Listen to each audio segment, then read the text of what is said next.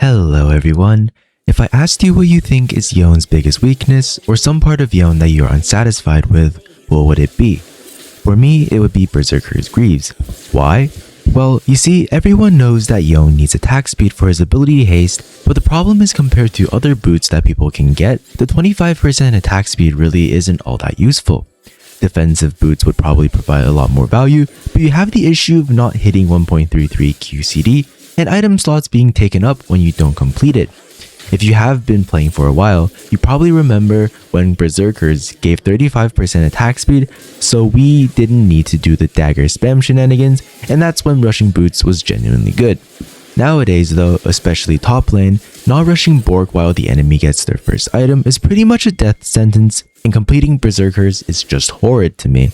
After you complete Bork and get boots, you are sitting at a near 1.33 QCD. I know there are certain builds for mid like Phantom Dancer, IE, and the Omnivan boots, but since I play top and I haven't really tried the build when playing mid, so I wouldn't comment on that.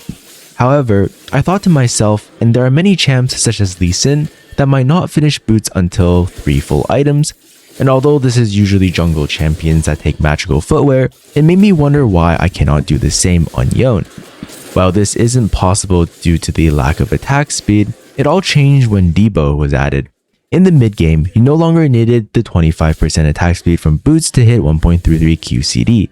So now instead of going boots immediately, I changed it up a little bit. Before Bork, I always end up looking like 2 daggers, Debo, and the Bork components. After Bork, it becomes tier 1 boots, and then I get a component or sell a dagger for gold depending on what I have.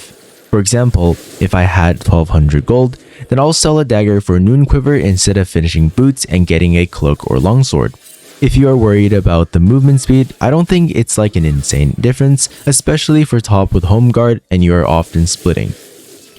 That's essentially the strategy, but I don't recommend selling both daggers unless you still have 1.33 QCD unless the item value outweighs the CD. The reasoning behind this strategy is that Yone's 3 item spike is insanely strong after LDR, allowing you to carry really hard, and there are often times when you need a little bit more gold for a component or item, plus it's just overall faster for hitting 3 items. I'd rather have tier 1 boots and a full LDR than LDR components with a complete Berserker for a team fight. After 3 items though, you can complete Berserkers since I always death dance 4th item. This is the point where I usually sell Debo for a pickaxe after building Steel Sigil. So overall, it's not too insane, but I do think faster 3 item equals better carry, and better carry means easier to win a game. Now, let's go over a game where we utilize this strategy. Thanks for watching, make sure to like and subscribe. Oh, and I wanted to thank everyone for your support all this time. I was able to set up my membership thingy for YouTube, but I'll be fully transparent. Right now, it's mostly just a way for if you want to support me, but I'll probably add more features for the future, though we do have some really cute Yone emotes and badges for members. Once again, thanks to everyone. Today we are up against Quinn. I know me having D-Shield kinda goes against the whole thing, but you can still do it even with D-Shield. I didn't want to go bone plating, but I expected it to be Cassante top. But since we do, every Quinn will take top bush, so I might as well contest it. Unexpectedly, Nefiri seems to have known this and was also here, so we were forced to flash away.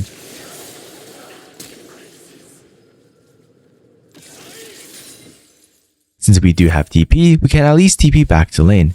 Getting poked out is sort of a guarantee, so just try to CS when you can and focus on the XP, since every range matchup gets a lot easier after level 3, but it's important you are actually healthy enough to do anything with it. I figured Nefiri would try to dive, so I forwarded the bush. I wanted to poke her off, but she goes for me and I ended up just being dove for being low HP.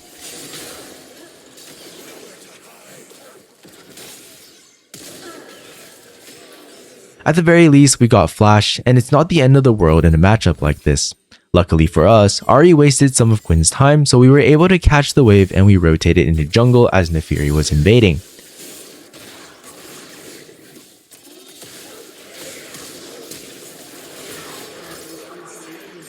Kha'Zix dies, but we trade her off, and we are put into a somewhat comfortable spot since the big wave makes it hard for Quinn to poke. Quinn decides to E into us when we had Q3, so we block the damage with W and Q3 her. I missed Q3, but we still have E to gap close, which is why I don't just E Q3.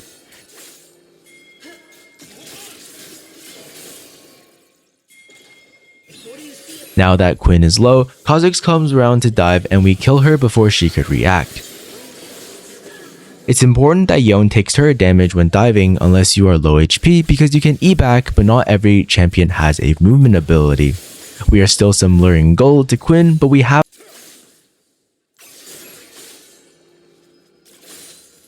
you can just all-in Quinn and there isn't much she can do about it. All you need to do is just make sure that she can't push you away, so we deny this by walking upwards, and when she finally uses E, we can chase with our E, getting the kill. We take a plate before basing for pickaxe. Spotting on vision that Naafiri was invading, Ahri and I go to sandwich her.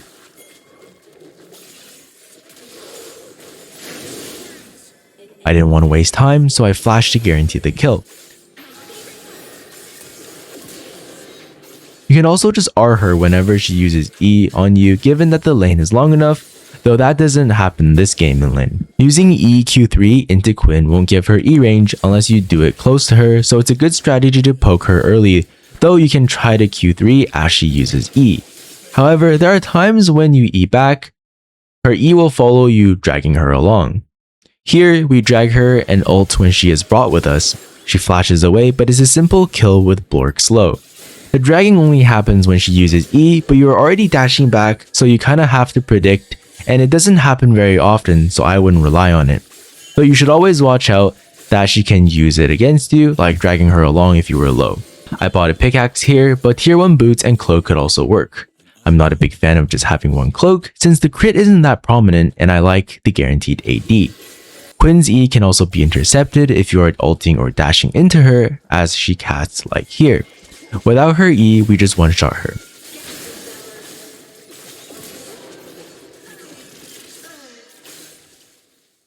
Naafiri comes around to kill us and we WQ to block damage and kill the small ones. She uses W to stall, but we walk into her, dodging the Q and finish her off with one auto. As crazy as it might seem, I sell a dagger and just get Noon Quiver with no boots at all. Since I had TP, I didn't really care and I was going to be pushing top anyways, so I might as well do more damage. I get first turret and farm for a while, but when I go to invade red, the enemy spots me. We do the same as before and flash to make sure we kill Naafiri and R as soon as we E back, since Quinn would almost always E us. Sadly, my damage was lacking just a tiny bit, or else we would have traded 2 for 1. At times like this, I just shouldn't really take the risk since Quinn is fast. Aslan was near, and no one was there to help me.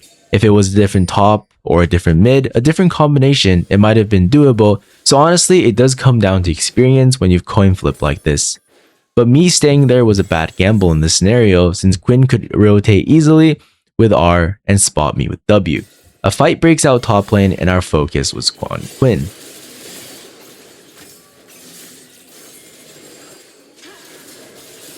It's kind of funny that everyone ignored her, though we do eventually get her.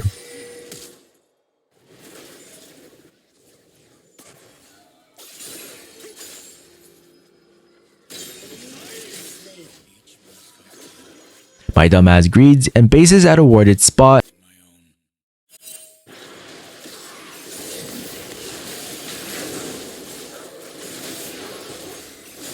And although I killed Naafiri, I couldn't kill Cass as he had flash.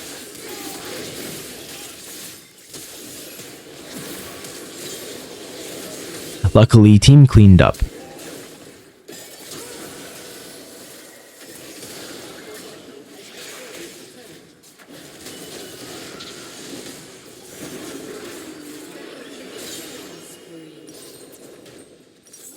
Even now, I'm not buying full boots, but just a dagger and tier 1 boots allowing me to get last whisper.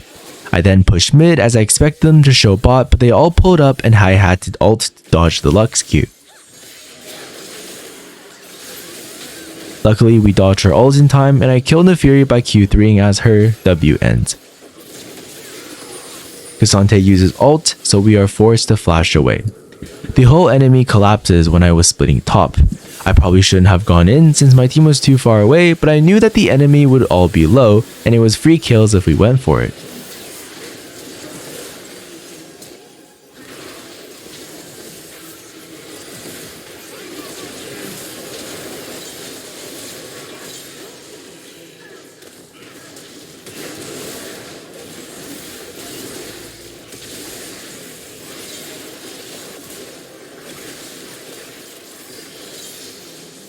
With that, we secured Baron and ultimately end the game as 5. If you try to do this, let me know what you think of it, but in summary, it's just not completing Berserkers until 3 items, and selling Dagger if you need gold for big components, or else you just save the gold. Thanks for watching, make sure to like and subscribe. Bye bye.